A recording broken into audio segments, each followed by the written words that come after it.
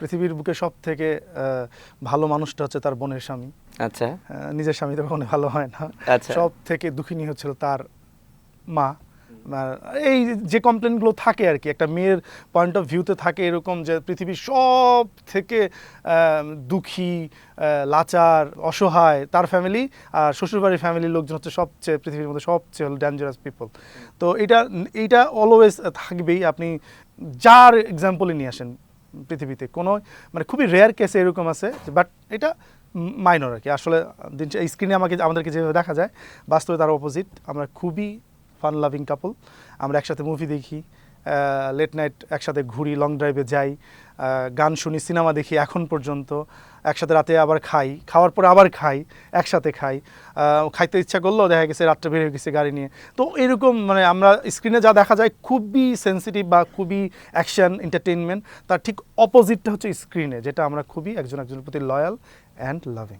আচ্ছা ঠিক আছে, আপনার কাছে আসি। আপনাকে তো কন্টেন্টে সবসময় দেখি যে আপনি হয় নির্যাতিত, না হয় খুব বিরক্ত, হ্যাঁ, না হয় মানে খুবই রাগান্বিত অবস্থায় আছেন। বাস্তব জীবনে আপনি কেমন? বাস্তব জীবনে ভাইয়া আমি খুবই কম কথা বলি। আচ্ছা আমি মানুষের সাথে খুব একটা মিশতে পারি না, মানে আমি একটু শান্তশিষ্ট। তাই নাকি? কিন্তু আপনি যেভাবে ঝাড়ি মারেন, আপনার ঝাড়ি দেখে কে বলবে যে আপনি শান্তশিষ্ট? না, ওই যে শুরুতে বললাম যে আমার সব কিছু ওকে ঘিরে, আমি ওর সামনে অনেক কথা বলতে পারি, অনেক ঝগড়া করতে পারি। কিন্তু আপনাদের জন্য অনেকের ফ্যামিলিতে যে ঝগড়া লাগে সেটা জানেন?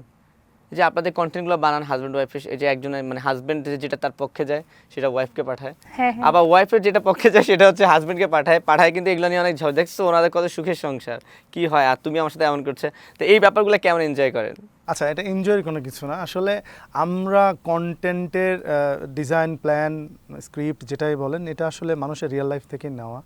মানে আমরা এমন কিছুই বানাই যেটা আসলে রিলেটেবল, বাস্তব। 100% তো কখনোই বাস্তব হইতে পারে না। আপনার মানুষকে এন্টারটেইন করতে গেলে তো অনেক কিছু অ্যাড অন করতে হয়, থাকে সেখানে। তো মোস্টলি আমাদের বলার ট্রাই করি বা এক্সিকিউট করি একটা গল্প, যেটা মানুষ মনে করবে যে না এটা আমার গল্প, বা এটা তো কমন, বা মানুষ ওইটা ইন্টারেক্ট করে যেটা আসলে নিজের সাথে যায়।